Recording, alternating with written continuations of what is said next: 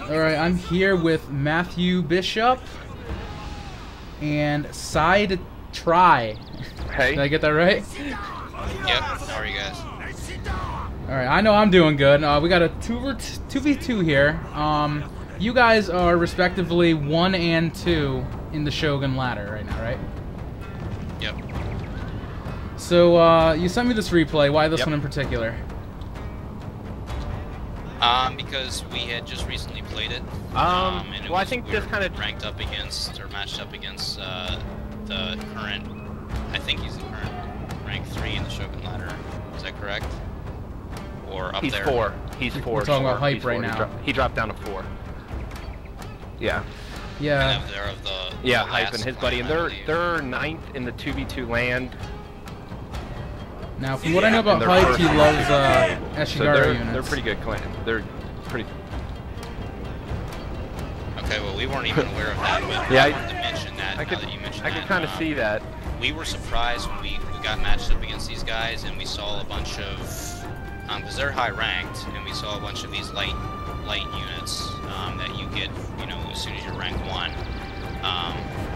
And we thought they were up to something, and we guessed that they might have had some hidden cavalry in the woods on the right, because I think that's Mega Grinder in front of me on the right in pink, and we could gel just looking at his army that it was a cheap army. He had to have some hidden units. Right, and one thing you need to mention is the formation of your armies. I mean, Matthew Bishop has 100% cavalry, and you pretty much fill in the rest of the gap here. Yeah, Matt, do you want to go into that? Well, that's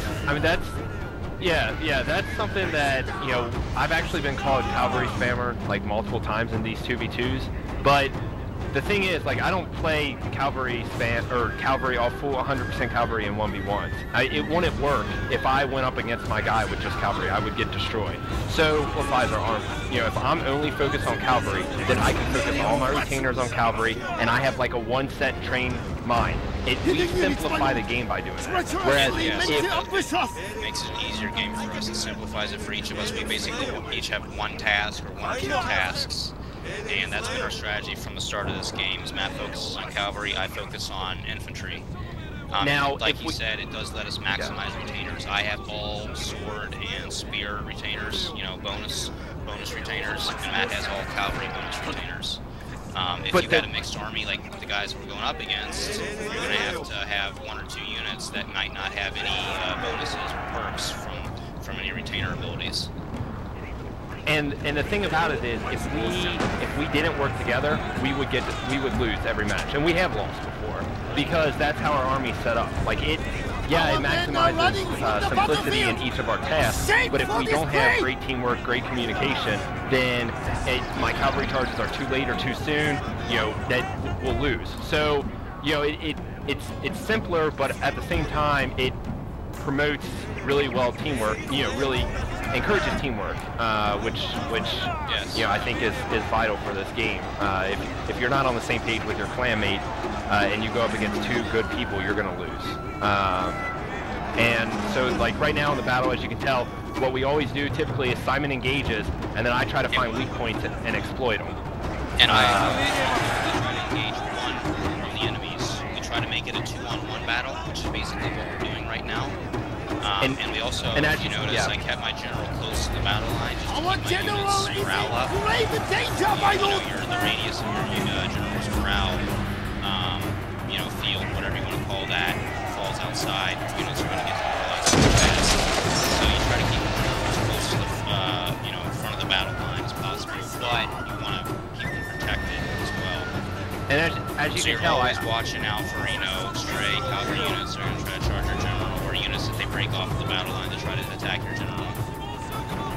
Yeah, right now, Matt's focused on the right flank with a lot of his cavalry, and if you notice in the back on the left, he's got 2 great guards still hidden in the woods. Right. Why you didn't charge those in yet, Matt? But yeah, my whole game when I play with Simon is deception and distraction. Like, I just charged 4 Yari cavalry in the middle of pretty much of the middle of the 2 guys. And if anybody watching this is going to say, well, that was dumb, you lost them all. Well, they were my 4 weakest cavalry, and I did take out his matchlock, and I took out some archers, and it kept the second guy from helping Megacron. So because Hype couldn't help Megacron, Simon just, pretty much destroyed him pretty bad. Well, I lost 4 units of cavalry, but I still have my Katana cavalry, and then I've got my 2 Great Guards. Yeah, my strongest cavalry are left. And so with one guy gone, and Simon having pretty much his entire army still intact, we can. And I brought my Great Guard. I kept them hidden this whole time, and I might have even kept them hidden a little bit too long in this battle. They really didn't have the greatest impact. I probably could have brought them in a little bit sooner. But with those are my 2. Yeah, they weren't really needed at this point. But if I would have brought them in like maybe 30 seconds sooner, this battle would have been over 30 seconds quicker. And I mean, it's almost one of these things where I try to distract, I try to deceive. As you can tell here, I'm splitting he rushed me with a Naginata Warrior Monk. He can't catch up with the cavalry. It's just a matter of splitting them and then trying to find weak points. Weak points being their general. I love trying to take out the enemy's general. I love going after matchlock units, bow units. And then, you just got to hit and run with cavalry. But at this point, as you can tell, if you can eliminate one of the opponents early, you should win the battle. There should be no reason you should lose. The only danger to that is if a lot of my units had been highly demoralized or wiped out, or low strength units, and I had to go up against a lot of fresh units, that's the only danger to that kind of strategy. But with Matt's cavalry, supporting me, it wasn't really an issue. And the other thing is that we were going up against a lot of light units. Really, the biggest challenge for that in that battle was the Naginata Warrior Monks.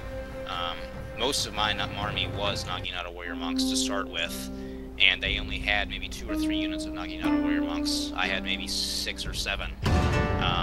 And we didn't have to engage those until the very end, when their general was already dead and they were already demoralized. So.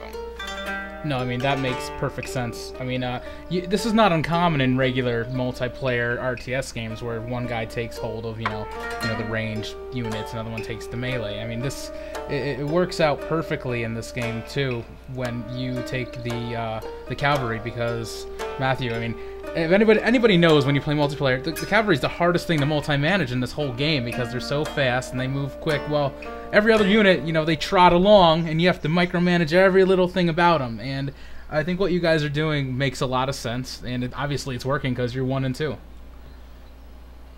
Well, yeah, no, thanks. I mean, I don't. Yeah, I mean, we've had some tough matches. Don't get us wrong. We're not defeated. There are people out there who have beat us. Yeah, the seven samurai guys. They're pretty tough. They give us probably this challenge, but it's all about like experience. I mean, don't get me wrong. We had no plans or idea that we were going to be. I don't want to say as good in this game because that kind of sounds cocky, but we didn't know that we were going to play as well as we have been playing. We'll say it that way. And we did not know we were going to be 1 and 2 on the Shogun Ladder. Yeah. We never thought that was going to happen. We didn't. But we marked every battle. Surprise. And we're going to try to keep at it and stay there as long as we can. Yeah, we marked what you have to do in this game is it's so easy to get frustrated, especially when you lose against people you probably shouldn't.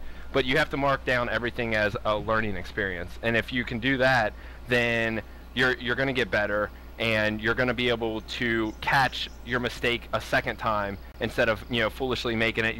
The more you play, the more strategies you're going to see, you're going to know, and then the more you play with the same person, you're going to have better chemistry. Like, for example, in that battle we saw when we played, Simon and I.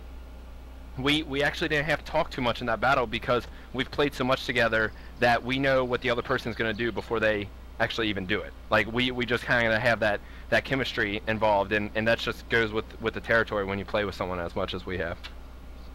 Right, and it's nice to have a game partner like that.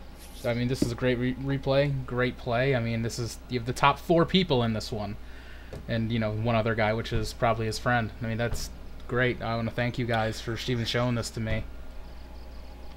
Oh, no problem. Well, it was our pleasure doing this with us. Yeah, it was our pleasure. All right, that's great. I think we're gonna end it here. Thanks again, guys, and that's that. All right. Have a good one. Yeah.